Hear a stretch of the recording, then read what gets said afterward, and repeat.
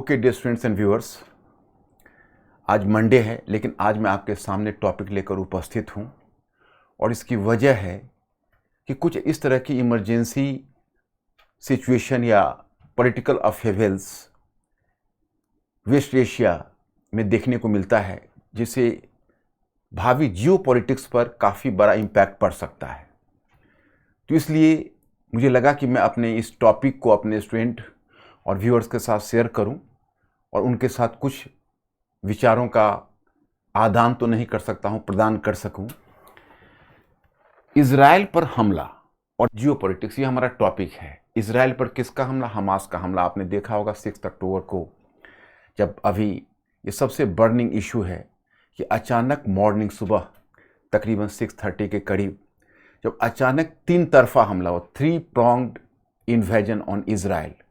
वो हमला समुद्र मार्ग से भी हुआ, रॉकेट से भी हुआ और भूमि मार्ग से भी हुआ। रॉकेट से हमला आप देखेंगे कि बहुत ही अपने आप में बहुत ही सघन रॉकेट हमला था, क्योंकि नियरली 5000 रॉकेट्स किसी एक कंट्री पर अचानक से गिरे। कितना बड़ा इम्पैक्ट पड़ सकता था, थैंक्स टू आयरन डोम, जो उसका डिफेंसिव मिसाइल सिस्टम इजराइल का था, जिसने बहुत हद तक उस मिसाइल हमले से बचा, रॉकेट हमले से बचा लिया। लेकिन बाकी जो लैंड रूट से हमला हुआ, बुलडोजर के माध्यम से और गाड़ियों के माध्यम से, जब गोली चलाते हुए आप इजराइल की सड़कों पर जिस तरह से हमास टेररिस्ट को देखेंगे, या फिर आप देखेंगे किस प्रकार जो मोटर बोट से कोस्ट की तरफ वो हमला करते हैं, इसको मात्र टेररिस्ट अटैक नहीं, it was a full scale invasion.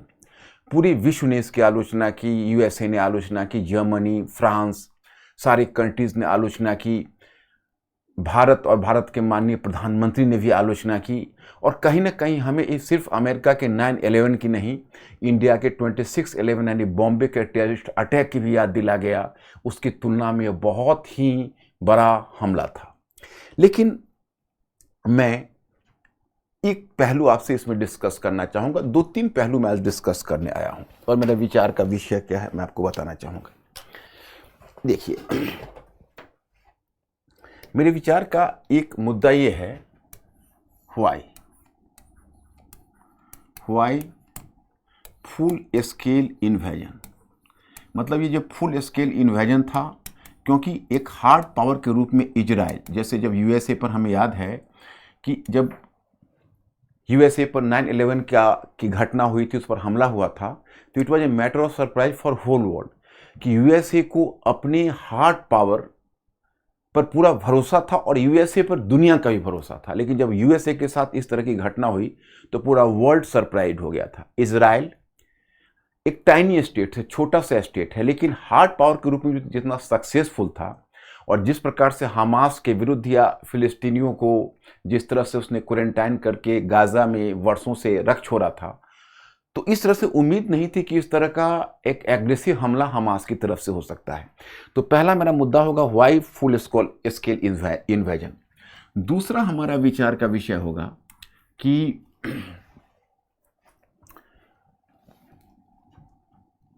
What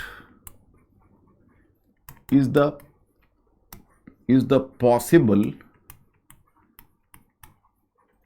possible geopolitical impact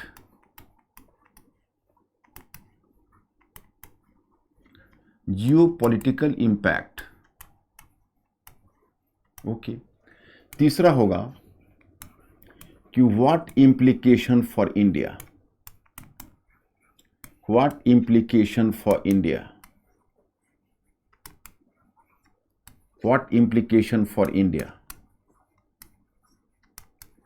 ये 3 हमारा इमीडिएट विचार का विषय है। लेकिन इन तीनों से पहले मैं एक चीज डिस्कस और भी करना चाहूंगा आपके साथ, और वह तीनों की जड़ में है जो मैं डिस्कस करना चाहूंगा। हाँ,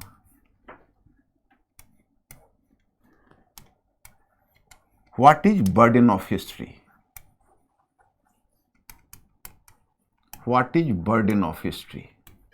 मतलब ये जो हो रहा है उसका हिस्टोरिकल बर्डन क्या है, क्योंकि मैं थोड़ा सा आपको हिस्ट्री में ले चलना चाहूँगा। वर्तमान का विशेष मीनिंग जानने के लिए हमें हिस्ट्री में जाना होगा। तो चलिए पहले हम लेते हैं why full scale invasion and then what is the possible geopolitical impact, and then what implication for India. लेकिन मैं इससे पहले थोड़ा सा आपको हिस्टोरिकल बैकग्राउंड में ले जाना चाहूँगा, क्योंकि अभी जब भी घटना होती है तो अधिकतर जो कॉन्टेम्पररी जर्नलिज्म होता है, जो वर्तमान या समकालीन पत्रकारिता होती है, उसका पूरा का पूरा प्रभाव या पूरा का पूरा जोर वर्तमान के ऊपर ही होता है। जैसे आज आप बहुत सारी चर्चाएं सुनोगे, व्हाट इज हमास, हमास क्या है। आपको यह भी चर्चा मिलेगी कि भाई किस प्रकार से इन्वेजन हुआ, उस इन्वेजन का वेस्ट एशिया पर वर्तमान में क्या इम्पैक्ट पड़ सकता है। लेकिन मुझे ऐसा लगता है, और आप लोग भी इस बात को महसूस करेंगे, कि जब इसका थोड़ा बैकग्राउंड अगर हमें पता हो तो फिर बातें और भी ज़्यादा क्लियर और स्पष्ट होकर आती है। और तब हम अगर पास्ट के बर्डन से प्रेजेंट के सिचुएशन को जोड़कर देखेंगे तो फिर हमें उसका ज़्यादा अच्छा मीनिंग मिलेगा। इसलिए सबसे पहले मुझे यह सेगमेंट करने दीजिए कि what is burden of history, और थोड़ा मेरे साथ आप पीछे चलिए। देखिए, यह जो आप देख रहे हैं यही वर्तमान इजराइल है, यह गोलन हाइट्स है, यह वेस्ट बैंक है, ये गाजा स्ट्रिप है। कितना छोटा सा, देखिए गाजा स्ट्रिप जस्ट लाइक एक स्ट्रिप है, ये पूरे गाजा सिटी है, गाजा है, और इतना मेडिटेरियन सी के जस्ट बगल में यही गाजा स्ट्रिप, यहीं से इन्वेजन हुआ है। लैंड रूट से हुआ है, एयर रूट से, पैराग्लाइडिंग पर बैठकर आसमान से भी वह आने की टेररिस्ट ने कोशिश की है। तो ये इस तरह की घटना, और कोई ना कोई भी रूप में टेररिज्म है, उसकी आज कटु आलोचना होती है। लेकिन हम इतिहास के किन अध्यायों को खोले, कहां से हम शुरू करें। देखिए, यहूदी दुनिया का एक बहुत ही प्रगतिशील कौम, बहुत ही प्रोग्रेसिव कौम है। इतना तक कि माना जाता है कि अपने बहुत ही सक्सेसफुल बिजनेसमैन रहे, और बिजनेसमैन ही नहीं, आज भी अगर आप कोई भी लिस्ट देखिए, आप नोबेल प्राइज विनर के लिस्ट को ही देखिए, या आप साइंटिस्ट के लिस्ट को ही देखिए, आप जितने भी इंपॉर्टेंट साइंटिस्ट आप लेंगे, अल्बर्ट आइंस्टाइन से लेकर और कोई भी इंपॉर्टेंट साइंटिस्ट को लेंगे, आपको याद होगा कि मुख्य रूप से न्यूक्लियर वेपन्स के भी डेवलपमेंट में, ओपनहाइमर भी आपने मूवी देखी होगी, तो उसमें जितने भी इंपॉर्टेंट साइंटिस्ट थे वो सभी अधिकतर जीव कम्युनिटी से थे, और ये बहुत ही प्रोग्रेसिव और बहुत ही सक्सेसफुल इंटेलिजेंट ग्रुप माने जाते हैं। इतिहास कुछ ऐसे शुरू हुआ कि रोमन एम्पायर के अंतर्गत थे। पहले ये मेसोपोटामिया में थे, ये एक अलग धार्मिक समूह थे, अब्राहम के फॉलोअर्स, इसलिए इनको अब्राहमी परंपरा आज भी कहा जाता है। और अब्राहम के फॉलोअर्स, अब्राहम के ही प्रोफेटशिप में माना जाता है कि बाद में मेसोपोटामिया से वो आ गए फिलिस्तीनी क्षेत्र में आकर बस गए। और जब फिलिस्तीनी क्षेत्र में वो बसे तो संयोग ऐसा हुआ कि आपने इतिहास में एक प्रसिद्ध रोमन एम्पायर के बारे में सुना होगा। रोमन एम्पायर ने उनको अपने नियंत्रण में ले लिया, और वो Philistine region became the part of the Roman Empire. लेकिन अब देखो, एक समस्या क्या है कि जो भी अब्राहमी धर्म है, सबसे पहले इसमें यहूदी पंथ आता है, फिर ईसाई पंथ आता है, फिर आगे इसी परंपरा से इस्लाम भी जुड़ता है, तो उसमें मूर्ति पूजा का विरोध है और मूर्ति पूजा को अस्वीकार किया गया है। और जो रोमन इंपेरर थे वो अपनी मूर्तियों की पूजा करवाते थे, वो एक तरह से समझिए तो पेगन धर्म को प्रोत्साहन देते थे। तो ऑटोमेटिकली यू कैन से कि the Roman Empire became inimical and hostile towards Jews, और ज्यूज का बहुत ज्यादा परसिक्यूशन हुआ। बहुत सारे जीव पहले इजिप्ट चले गए, फिर उनकी भी एक लंबी कहानी है जिसमें मैं नहीं जाना चाहूंगा। फिर मूसा के नेतृत्व में फिर दोबारा उस क्षेत्र में आए, एक दूसरे उनके गुरु थे। तो इस तरह से यहूदियों के जो पूरी एंशिएंट टाइम में यहूदियों का कोई न कोई में प्रताड़ना होती रही। फिर फिलिस्तीनी क्षेत्र को खाली कर बहुत सारी यहूदी जनसंख्या से यूरोप के इधर उधर फैल गए, यूरोप के बहुत सारे देशों में फैल गए। अब मैं आपको बताऊं कि यूरोप में भी उनके साथ डिस्क्रिमिनेशन होता था। जिस देश में भी जाते थे उस देश में उनको प्रताड़ित किया जाता था। एंड डू नो दैट कि what is the reason behind their persecution. Persecution के पीछे रीजन यह हुआ करता था कि जहां भी वो जाते थे वहां पर उनकी प्रताड़ना मिलने की वजह होती थी कि दे वर वेरी सक्सेसफुल बिजनेसमैन, वो बहुत सफल व्यवसायी थे। जहां भी जाते थे वहां के परंपरावादी व्यवसायियों को पीछे हटा देते थे या उसको उस बिजनेस से बाहर होने के लिए विवश कर देते थे या उनकी स्थिति कमजोर कर देते थे। यह एक कारण था। इसके अलावा एक दूसरा कारण भी माना जाता है जो मैं आपसे डिस्कस करना चाहूंगा। एक दूसरा कारण इसका यह माना जाता है कि वी बेसिकली कहीं ना कहीं जो जुडाइज्म है यानी यहूदीवाद, उसको एंटी क्रिश्चियनिटी से जोड़ा जाता है। इसका कारण क्या है कि उसकी अपनी एक कहानी है, मैं उसमें नहीं फंसाना चाहूंगा कि जीसस क्राइस्ट का जो क्रूसिफिकेशन हुआ था, उनको जो सूली पर चढ़ाया गया था, आपको पता होगा, उनमें कुछ यहूदियों पुरोहितों का हाथ माना जाता है। यहूदी प्रिस्ट ने रोमन एम्पायर को भड़काया या कुछ। तो एक एंटी क्रिश्चियन जो साइक है, सॉरी, एक एंटी जुडाइस्ट जो साइक है, वो कहीं ना कहीं क्रिश्चियनिटी में इम्प्लॉयड है। हम लोग, आपको याद होगा, आप लोगों ने शायद पढ़ा होगा, एक मर्चेंट ऑफ वेनिस शेक्सपियर की रचना पढ़ते थे। उसमें एक साइलॉक नामक एक यहूदी व्यापारियों का बड़ा डेमोनाइजेशन किया गया था। डेमोनाइजेशन का मतलब उसको विलेन की तरफ प्रस्तुत किया गया था। किस तरह से वो यहूदी जो होता है उसकी क्रुएल्टी दिखाई गई थी कि किस तरह से पैसे की वसूली करने के लिए किस एक्सटेंट तक जा सकते हैं। तो यहाँ पर माना गया था, हम लोग जब पढ़ते थे तो समझते थे कि भाई शेक्सपियर में भी कहीं ना कहीं एक एंटी जुडाइज्म जैसी चीज है। खैर एनीवे, यूरोप में उनके साथ जस्टिस नहीं हुआ। मैं मानता हूं कि बड़े पीड़ित कौम थे, सब कुछ था, यहूदी बहुत पीड़ित कौम रहे क्योंकि यूरोप में भी गए तो उनके साथ उत्पीड़न हुआ। फिर घटना कुछ इस तरह की हुई कि लेकिन वो सक्सेसफुल बिजनेसमैन थे और अलग अलग देशों में थे। 19वीं सेंचुरी के अंत में यहूदियों का एक डायस्पोरा क्लास आ गया। डायस्पोरा क्लास मतलब ये कहते हैं कि यहूदियों का एक विदेशी, उनका एक इंटरनेशनल कनेक्शन बन गया और सक्सेसफुल बिजनेसमैन तो थे ही, यहूदियों का एक बहुत बड़ा डायस्पोरा रन करने लगा। तो वही डायस्पोरा ने पहली बार मांग उठाई कि यहूदियों को एक अलग राष्ट्र चाहिए। अब राष्ट्र चाहिए तो ये मामला आ गया फर्स्ट वर्ल्ड वॉर के समय। और फर्स्ट वर्ल्ड वॉर के समय, उस समय ब्रिटेन, फ्रांस, ये दोनों एलाइड पावर से जुड़े हुए थे और कहीं ना कहीं यहूदी सक्सेसफुल बिजनेसमैन थे, तो उनसे उनको इकोनॉमिक सपोर्ट भी ब्रिटेन, फ्रांस को मिल रहा था। तो ब्रिटेन ने यहूदियों को फेवर कर दिया। यहूदियों ने यह ब्रिटेन से रिक्वेस्ट किया कि हमें आप उस फिलिस्तीनी क्षेत्र में एक नेशन बनाइए, एक हमारे लिए, just you have to create a nation for us. तो ब्रिटेन ने कहीं ना कहीं यहूदियों के इकोनॉमिक सपोर्ट की प्रत्याशा में उन्होंने यहूदियों को एक नेशन बनाने की का वादा कर दिया। और उसमें आपको इतिहास में जब आप जाओगे तो एक विशेष घोषणा आती है, उसको कहते हैं बाल्फोर डिक्लेरेशन। उसको बाल्फोर डिक्लेरेशन का नाम दिया जाता है। बाल्फोर डिक्लेरेशन माने बाल्फोर उद्घोषणा। ये बाल्फोर उद्घोषणा 1917 में लाई गई थी और बाल्फोर उद्घोषणा में कहा गया था कि यहूदियों को एक पृथक राष्ट्र दिया जाएगा। और वो राष्ट्र कहां दिया जाएगा? तो फिलिस्तीनी क्षेत्र में। देखो अब यही फिलिस्तीनी क्षेत्र है जो आपको मानचित्र पर दिख रहा है। तो अब ठीक है, यहूदियों को राष्ट्र दिया जाएगा, यह वादा तो सही है, लेकिन आप किसके कॉस्ट पर राष्ट्र दोगे, वह वादा आप, इस पर हम लोग चर्चा करेंगे कि उनको राष्ट्र क्यों मिलना चाहिए या नहीं मिलना चाहिए।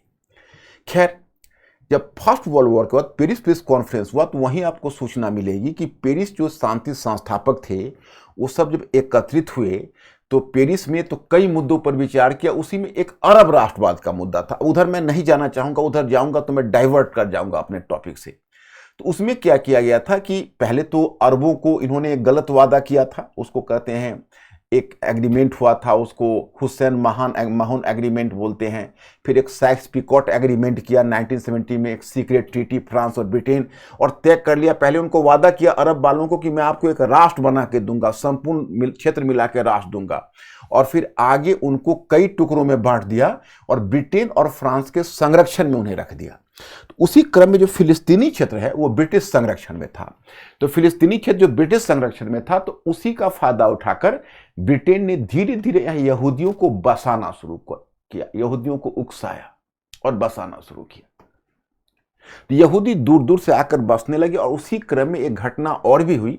आप लोगों ने हिटलर के बारे में जाना होगा कि हिटलर का एक एंटी सेमिटिक अप्रोच था और हिटलर ने यहूदियों को जो जमकर प्रताड़ना की, इस कारण बहुत सारे यहूदी अपनी जान बचाने के लिए जर्मनी से भागते हुए आए और उन्होंने भी इन क्षेत्रों में शरण ली।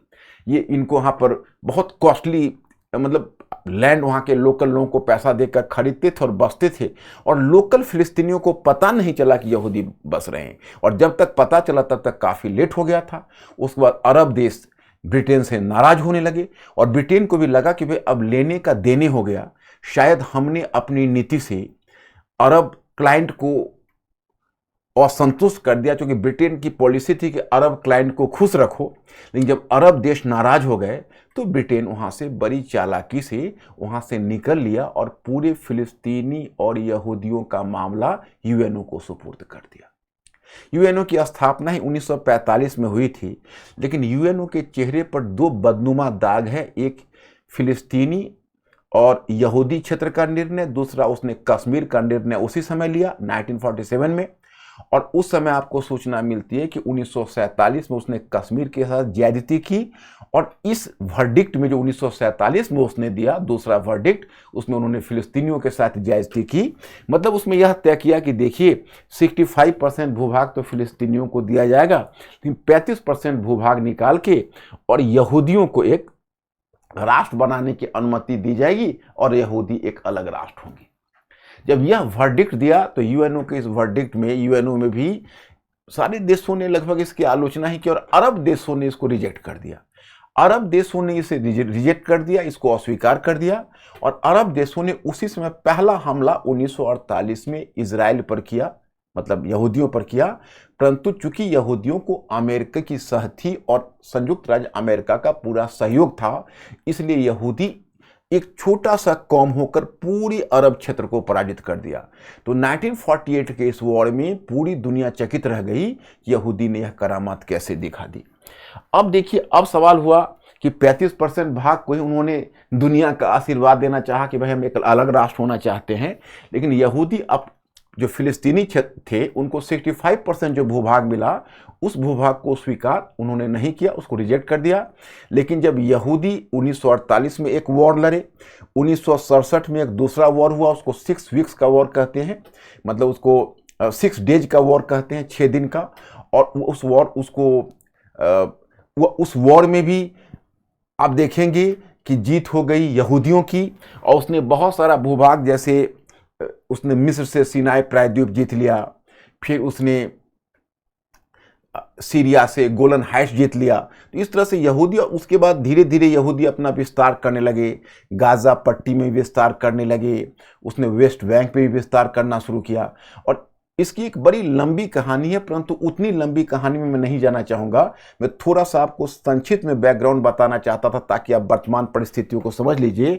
नौबत अंत में माय स्टूडेंट्स इतनी आई नौबत कि भाई धीरे धीरे यहूदियों ने 65% भूभाग पर लगभग कब्जा कर लिया और फिलिस्तीनियों को 35% से भी कम भूभाग रह गया। अभी वर्तमान स्थिति यह है कि यहूदी हैं, और जो इजराइल है, इजराइल का जो राज्य है वो चारों तरफ फैला हुआ है, और इतना भूभाग वेस्ट बैंक का है, जिसमें फिलिस्तीनियों का ये क्षेत्र वेस्ट बैंक है। और एक छोटा सा क्षेत्र यहाँ पर आपको भूमध्य सागर के किनारे दिखेगा, वो गाजा क्षेत्र है। ये दोनों क्षेत्र फिलिस्तीनियों का क्षेत्र है, और बाकी जितने क्षेत्र पे है उस पर यहूदियों ने कब्जा किया हुआ है।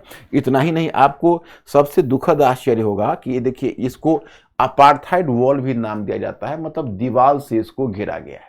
एक तरह से एक वॉल है जो वॉल ड्रॉ किया गया है और पूरे क्षेत्र को बांधा गया है। ये एक पहलू यह है कि नंबर 1 कि जो टेररिस्ट हमला हुआ उसकी कटु आलोचना होनी चाहिए, क्योंकि किसी भी रूप में टेररिज्म गलत है।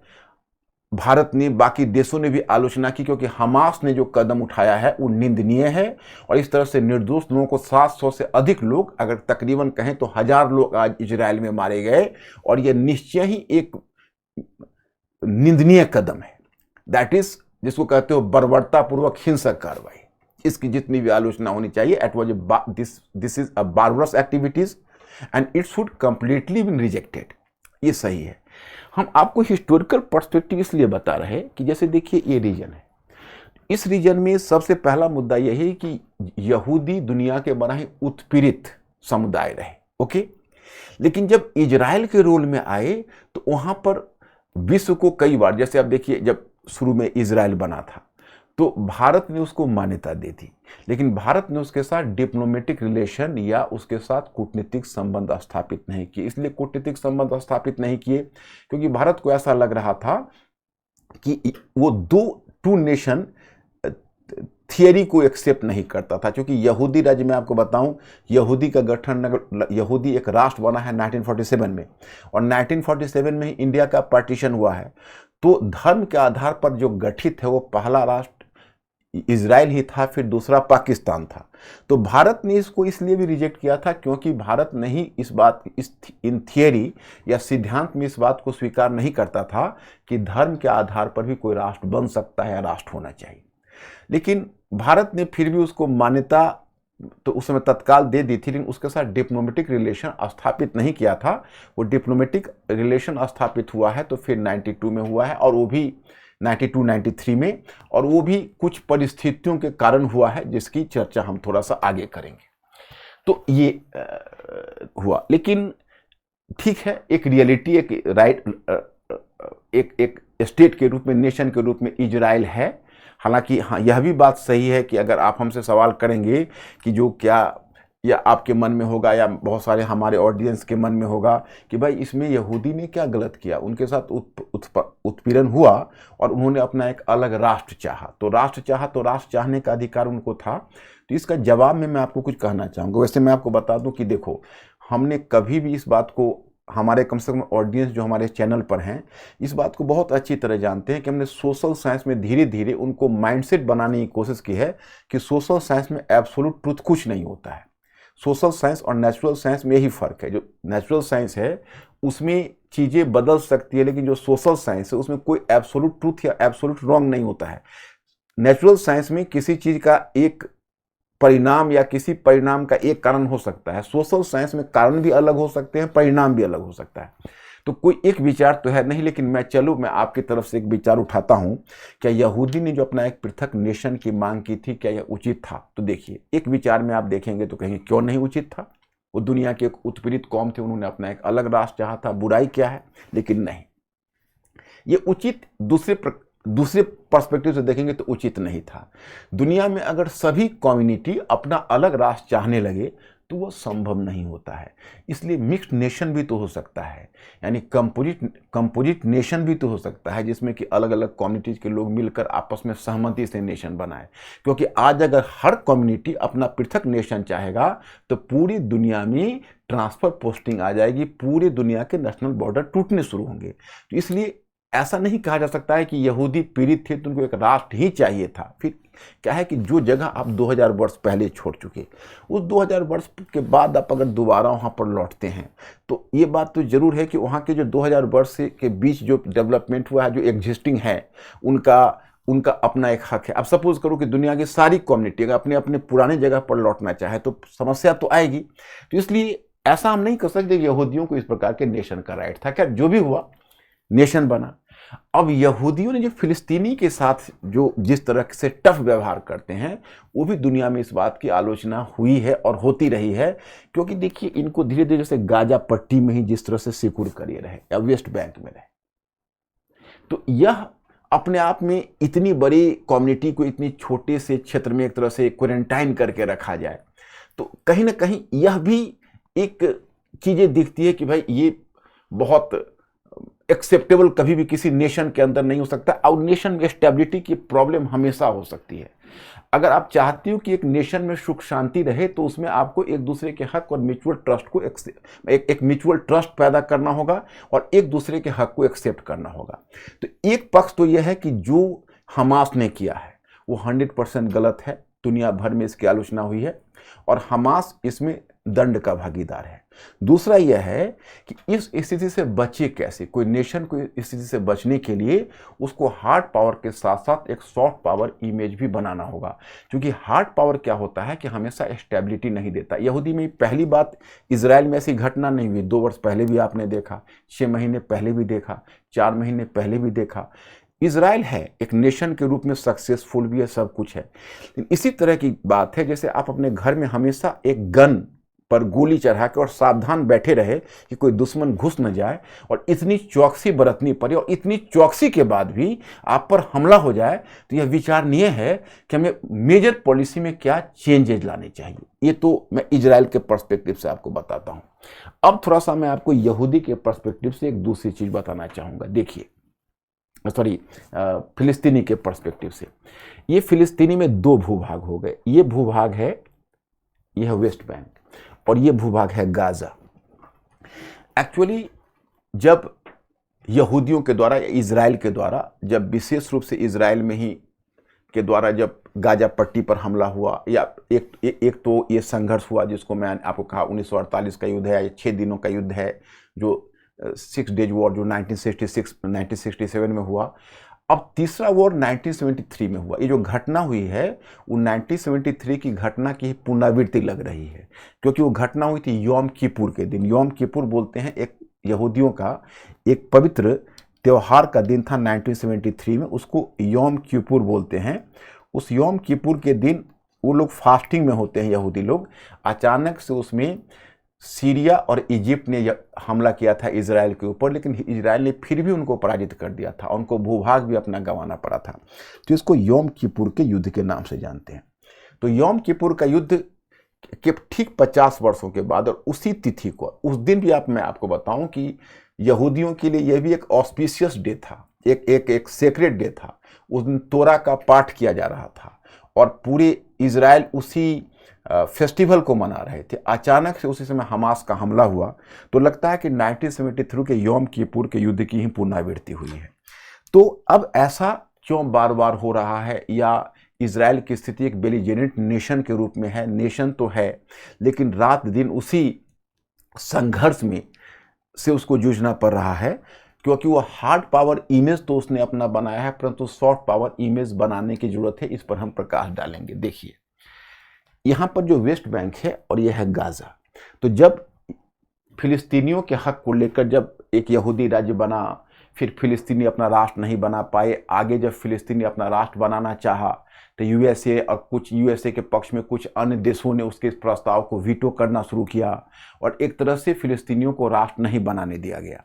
तो आपके मन में एक सवाल यह खड़ा होगा कि आखिर यूएसए जो संयुक्त राज्य अमेरिका है वो इतना फेवर क्यों इजराइल को करता है? इसकी वजह है कि संयुक्त राज्य अमेरिका में एक यहूदी लॉबी काम करती है, यहूदी लॉबी, और वह यहूदी लॉबी बहुत ताकतवर है। तो यूएसए का कोई भी प्रेसिडेंट एंटी ज्यू पॉलिसी या एंटी इजराइल पॉलिसी, एंटी मतलब कोई पॉलिसी वो एडॉप्ट कर ही नहीं सकता। कोई भी ऐसा पॉलिसी वो नहीं कर सकता, उसको प्रो इजराइल पॉलिसी अख्तियार करना उसकी बाध्यता होती है।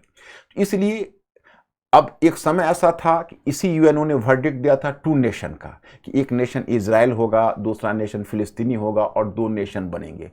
तब तो फिलिस्तीनी ने अस्वीकार कर दिया था। अब फिलिस्तीनी अपना नेशन बनाना चाहते हैं तो इजराइल के पक्ष में, क्योंकि इजराइल ने उस नेशन का 65% भूभाग में जो पहले फिलिस्तीनियों को मिला था उसके अधिकांश भूभाग पर तो अब इजराइल ने कब्जा किया हुआ है। तो फिलिस्तीनियों के पास तो बहुत थोड़ा सा भूभाग बच गया, वो भी 2 पार्ट में बट गया। यह वेस्ट बैंक है और ये गाजा पट्टी है। अब फिलिस्तीनियों का नौबत यह है कि पहले फिलिस्तीनियों के हक के लिए एक संस्था बनी थी।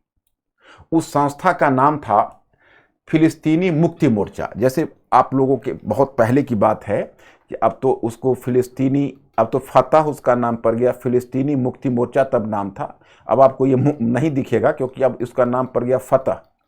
तो फिलिस्तीनी मुक्ति मोर्चा है, उसमें उसका चीफ हुआ करता था यासिर अराफात। तो यासिर अराफात फिलिस्तीनियों के हक के लिए लड़ रहा था, ओके, और अरब देश पहले उसके साथ समर्थन कर रहे थे। 1990 तक नौबत क्या आई कि धीरे धीरे सारे अरब देश उसको किनारा कर दे गए, फिलिस्तीनी मुक्ति मोर्चा को। तो फिलिस्तीनी मुक्ति मोर्चा जब किनारा हो गया, और पहले फिलिस्तीनियों का वही एकमात्र उसके कॉज को चैंपियन करता था।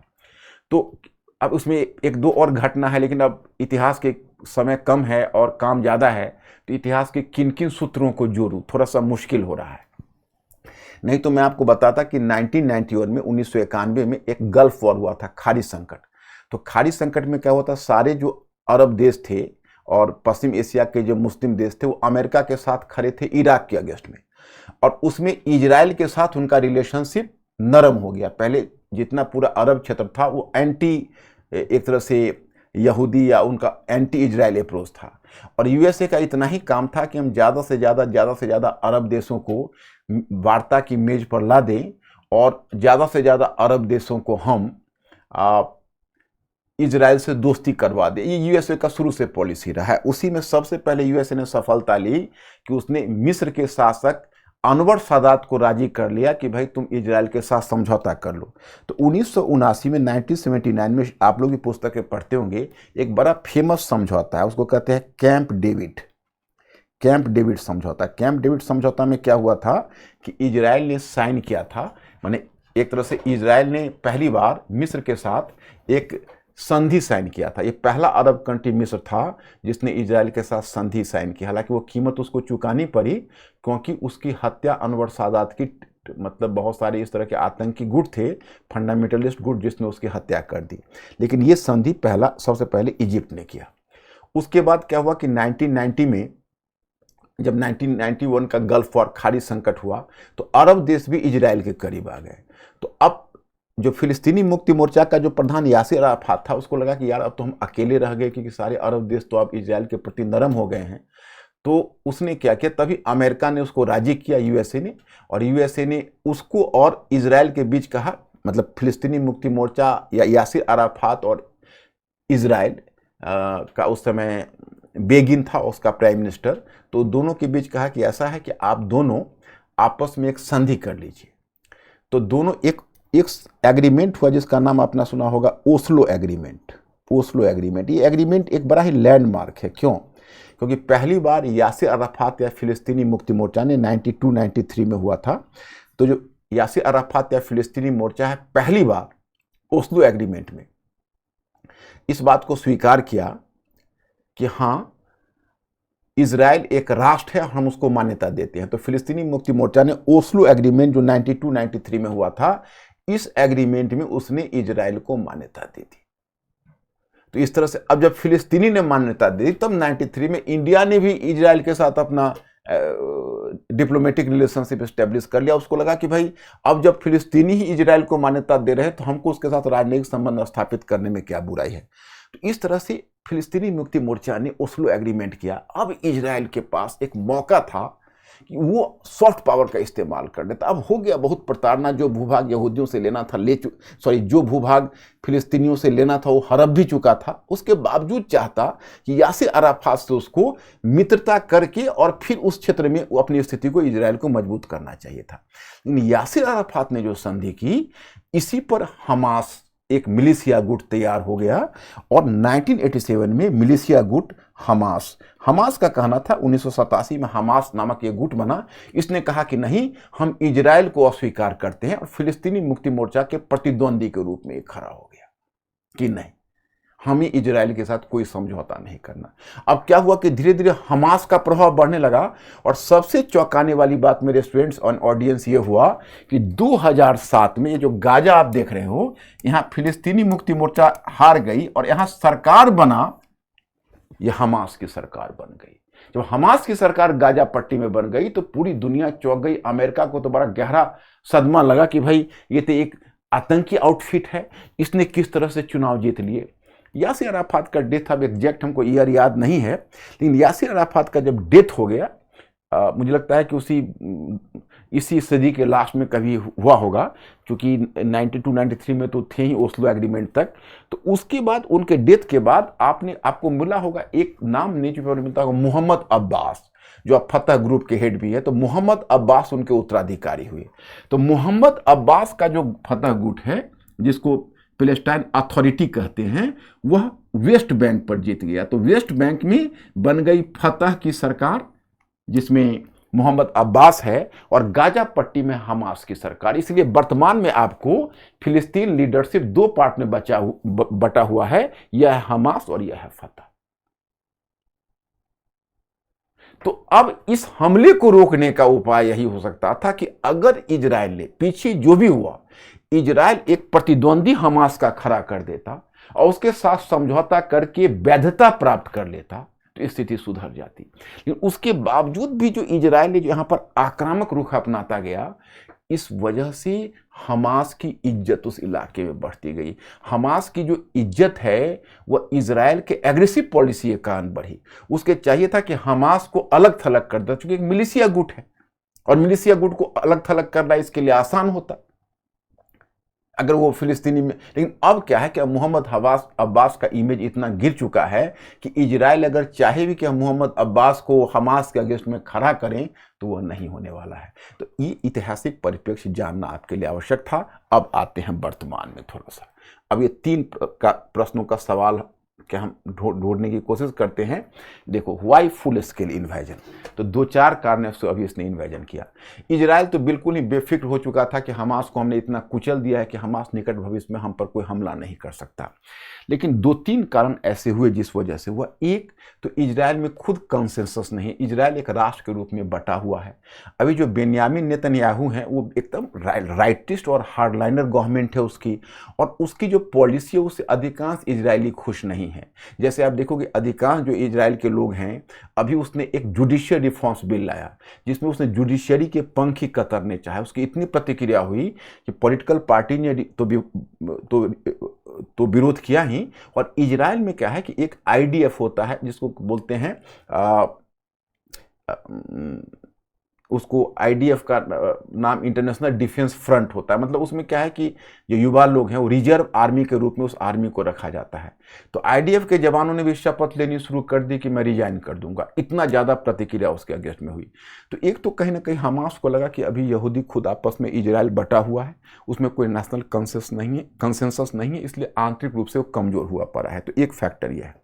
दूसरा है कि जैसा कि आप देखेंगे जो ऑपरेशन हमास ने जो ऑपरेशन शुरू किया उसका नाम क्या दिया है? नाम दिया है उसका अल अक्सा स्टॉर्म, ऑपरेशन अल अक्सा स्टॉर्म। तो ऑपरेशन अल अक्सा स्टॉर्म जो उसने नाम दिया है उसका क्या मतलब है? उसका मतलब यह हुआ कि एक आपने अल अक्सा मॉस्क का नाम सुना होगा, अल अक्सा मस्जिद। ये मस्जिद आपको जेरूसलम में है, और वो मस्जिद वो कहीं ना कहीं इस्लाम का पवित्र मस्जिद है। इस्लाम का पवित्र मस्जिद है। उस पर जॉर्डन के साथ उसका एक समझौता भी हुआ पड़ा था। तो वो जो मस्जिद जो समझौता वो मस्जिद जिस पर उसका समझौता हुआ है, तो उस मस्जिद में पुलिस ने और आर्मी ने उसको ट्रांसग्रेस किया। अब पुलिस और आर्मी ट्रांसग्रेस करते हो, सबका अपना अलग तर्क है। अब इजराइल का तर्क यह है कि लोग पत्थर फेंक कर उसी मस्जिद में घुसकर छिप जाते हैं, और इनका कहना है कि नहीं, न किसी बहाने हमारे पवित्र स्थल को ये ट्रांसग्रेस करते हैं। तो हमास ने इस पूरे हमले का उसी का नाम दिया और कहा कि भाई इजरायली पुलिस और आर्मी ने जो हमारे उस मस्जिद, पवित्र मस्जिद को ट्रांसग्रेस किया, उसके विरुद्ध हमारी प्रतिक्रिया है। तो दूसरा फैक्टर ये हो गया। तीसरा फैक्टर जो एक इंपॉर्टेंट फैक्टर है वो यह है कि अभी हमास के पैरों तले जमीन खिसक रही थी, और हमास का जो गॉडफादर ईरान है उसको पैरों तले जमीन खिसक रही थी। अब देखो, हमास एक सुन्नी ऑर्गेनाइजेशन है, वो शिया ऑर्गेनाइजेशन, सुन्नी ऑर्गेनाइजेशन है, लेकिन और हिजबुल्लाह है वो शिया ऑर्गेनाइजेशन है जो कहीं ना कहीं लेबनान में है। और इन दोनों का जो पैट्रोनाइजेशन मिल रहा है वह ईरान से भी मिल रहा है, कहीं ना कहीं हमास को कहीं ना कहीं कतर से भी उसको सपोर्ट मिल रहा है, और कहीं ना कहीं तुर्की से भी उसको सपोर्ट मिल रहा है। तो अब ईरान के पैरों तले जमीन खिसक गई कि आपको एक जियोपॉलिटिक्स समझना पड़ेगा। एक्चुअली देखिए, मैंने क्या कहा कि यूएसए की पॉलिसी है कि अधिक से अधिक अरब देशों को इजराइल के निकट ले आओ, और पूरे अरब क्षेत्र में एक ट्रायंगुलर संघर्ष रहा है। ट्रायंगुलर है, ये है ईरान, ये शिया, सऊदी अरेबिया सुन्नी, और इजराइल। तो ये यहूदी राष्ट्र, ये सऊदी अरेबिया सुन्नी राष्ट्र, ईरान शिया राष्ट्र। तो इन तीनों के बीच एक तरह से ट्रायंगुलर संघर्ष रहा है जिसमें Saudi Arabia, Israel plus Iran. अब क्या हुआ कि उसमें यूएसए की कोशिश रही कि हम इजराइल को सऊदी अरेबिया के निकट ला दे, क्योंकि ईरान कहीं ना कहीं यूएसए का शत्रु राष्ट्र है। तो अगर हम शिया सुन्नी के विवाद का लाभ उठाकर सऊदी अरेबिया और इजराइल को अगर हम एक प्लेटफॉर्म पर ला देते हैं तो हमारी स्थिति मजबूत हो जाएगी, और कहीं ना कहीं वेस्ट एशिया में एक बड़ा ही जियोपॉलिटिकल रेवोल्यूशन हो जाएगा। और यूएसए की शुरू से ही पॉलिसी रही कि अधिक से अधिक अरब क्षेत्र को हम एक प्लेटफॉर्म पर ला दें और उसको हम इजराइल के साथ खड़ा कर दें। तो पहले तो उसने कैंप डेविड समझौता मिस्र के साथ करवाया, आपको याद है। फिर 1994 में जॉर्डन को लाया, और जॉर्डन से इजराइल का समझौता 1994 में करवाया। तो दूसरा देश जॉर्डन हो गया। तीसरा देश आप लोगों ने अब्राहम एकॉर्ड का नाम सुना होगा। तो अब्राहम एकॉर्ड में उसने कुछ देशों को, यूएई को, यूनाइटेड अरब एमिरेट्स को और बहरीन को लाया। तो ये देश हो गए। फिर सूडान और मोरक्को से भी उसने संधि करवा दी इजराइल को। तो सूडान और मोरक्को ये भी चले आए। उसी समय यूएसए ने सऊदी अरब के सामने भी चारा फेंका कि आप भी आ जाओ, लेकिन सऊदी अरब उसमें स्लिप करके भाग गया। अब इसी बीच क्या हुआ कि चूंकि फ्रांस तो आप जानते हो कि हर मोर्चे पर यूएसए का प्रतिद्वंदी के रूप में खड़ा हुआ, तो फ्रांस के मन में एक चाल, आप लोगों ने इधर कुछ समय से न्यूज़पेपर को फॉलो कर रहे होगे तो जियो पॉलिटिक्स का ये पार्ट तो समझ रहे होगे। पिछले मार्च में पूरी दुनिया सन्न रह गई, क्योंकि चाइना ने ईरान और सऊदी अरेबिया को एक मंच पर ला दिया और दोनों के बीच एक समिट करवा दी और दोनों का भविष्य में एक समझौते का रास्ता तैयार कर दिया, जिस पर मैंने एक लेक्चर भी बनाया था कि भाई ये तो डिप्लोमेटिक रेवोल्यूशन हो गया। लगा कि अब पूरे वेस्ट एशिया का पॉलिटिक्स बदल जाएगा, यूएसए नॉन एग्जिस्टेंट हो जाएगा और वहां पर धीरे धीरे चाइना का प्रभाव बढ़ सकता है। यूएसए को लगा कि भाई मैं तो लूट गया, क्योंकि वेस्ट एशिया में तो मेरा आधार ही समाप्त हो जाएगा। फिर जो बाइडेन ने प्रयास किया, सऊदी अरेबिया से पूछा आपको क्या कष्ट है, तो सऊदी अरेबिया ने कहा कि सबसे पहला तो यही कि आप यहाँ से अपना जो सिक्योरिटी अम्ब्रेला दिए हुए थे, आप जो सुरक्षा की गारंटी हम लोगों को दिए हुए थे, उसको आप वापस ले रहे हो, तो हमें किसी न किसी से सुरक्षा तो चाहिए। दूसरा कहा कि भाई आप जो हमारे और आपके बीच बहुत सारे म्यूचुअल डिस्ट्रस्ट हो रहे हैं, तो पहले आप ट्रस्ट बनाइए। तो यूएसए ने फिर उसके साथ सऊदी अरेबिया को फिर अपने गुड ह्यूमर में लिया और फिर इजराइल को लाया, और फिर इजराइल और सऊदी अरेबिया के बीच पिछले जुलाई में आप देखो कि दोनों के बीच जब सहमति बनने लगी और सऊदी अरेबिया और इजराइल को एक मंच पर लाया गया यूएसए के द्वारा। अब देखो ये ट्रायंगुलर में पहले चाइना ने चाहा ईरान और सऊदी अरेबिया को एक मंच पर ला दे, और यूएसए ने तुरंत उलट के इजराइल और सऊदी अरेबिया को एक मंच पर ला दिया। अब ईरान ने गुगली फेंक दी, उसने हमास को भी उकसा दिया कि कुछ करिए। अब अच्छा, उसमें मैं एक और भी आपको एक एंगल बता दूं कि सऊदी अरेबिया का जो इजराइल से सहमति हुई, उसमें 2-3 बातों की, जैसे अमेरिका से उसको सुरक्षा की गारंटी मिली, अमेरिका न्यूक्लियर एनर्जी के डेवलपमेंट में भी सऊदी अरेबिया को हेल्प करने का वादा किया, यह भी सऊदी अरेबिया ने प्रॉमिस लिया अमेरिका से। और फिर दूसरा, उसने इजराइल से यह प्रॉमिस लिया कि आप फिलिस्तीनी के साथ रियायत करिए, वेस्ट बैंक में आप उसके साथ जो गलत कर रहे हैं वो आप गलत मत करिए, उसके भूभाग पर जबरन कब्जा मत करिए। अब हमास ने देखा कि भाई इन दोनों के बीच सहमति बन जाएगी, तो उसने हमला कर दिया। अब जब इजराइल ने हमास पर जवाबी कार्रवाई शुरू कर दी है, गाजा पट्टी में जब इजराइल जाहिर है कि उसने कहा है, उसने भी तो जवाब दिया है, उसका भी तो आप जानते हो कि operation iron, swords of iron नाम दिया है कि हम इसका बदला चुन चुन कर बदला लेंगे। बेन्यामिन नेतन्याहू ने शेर की तरह दहाड़ा है और ललकारा है कि हम भी इस घटना का बदला लेंगे। ये तो चाहता है ईरान की कुछ न कुछ वो ऐसा करे ताकि सऊदी अरेबिया और इजराइल की बनने वाली दोस्ती सदा के लिए टूट जाए और ये जियो पॉलिटिकल रेवोल्यूशन जो हो रहा है वही रुक जाए। एक बहुत बड़ा चेंज है। अब देखिए आगे कौन सा रुख पकड़ता है, कहां तक इजराइल और सऊदी अरेबिया, क्योंकि देखिए सऊदी अरेबिया हमास का समर्थक नहीं है, क्योंकि उस तरह के टेररिस्ट ऑर्गेनाइजेशन से अब दूर रहना चाहता है, लेकिन अगर उसमें फिलिस्तीनी को सफर करना हुआ, क्योंकि कॉमन पीपल ही सफर करेंगे, हमास को तो पकड़ नहीं पाएंगे, तो कॉमन पीपल पर वो बॉम्ब या वहां पर वो मिसाइल दागेंगे, तो जब मिसाइल छोड़ेंगे तो कॉमन पीपल की कैजुअलिटीज होगी, इस पर फिर सऊदी अरेबिया नाराज हो जाए, तो दोनों के बीच दूरी बढ़ जाएगी। और इधर इंडिया को देखिए, अब इंडिया के साथ क्या हुआ, सिर मुड़ाते ही ओले पड़े, कितना बढ़िया सब कुछ जा रहा था। इजराइल ने सबसे पहले आइडिया दिया था इस बात का कि एक ऐसा करिए, इंडिया और वेस्ट एशिया और यूरोप के बीच एक कोई इंफ्रास्ट्रक्चर लाइन पैदा करिए, और इंडिया के लिए भी अपॉर्चुनिटी थी कि चाइना को काउंटर करने का मौका भी मिल रहा था। तो आप याद करिए G20 की बैठक में इंडिया, मिडल ईस्ट और यूरोप कॉरिडोर, कितना बढ़िया प्लान है। अभी उस प्लान की योजना ही बनी थी, अब उस पर कुछ बेस वर्क होना था।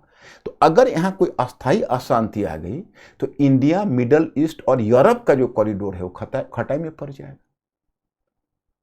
तो क्या होता है कि मैन प्रपोजेज गॉड डिस्पोजेज, कई बार हम प्लान करते हैं और कई बार घटनाएं हमारे हाथों से निकलती हुई चली जाती है।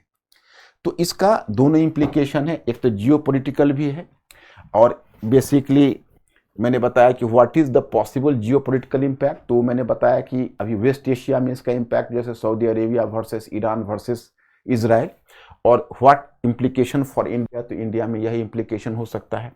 तो मुझे लगा कि थोड़ी सी बातें मैं आपसे शेयर करूं।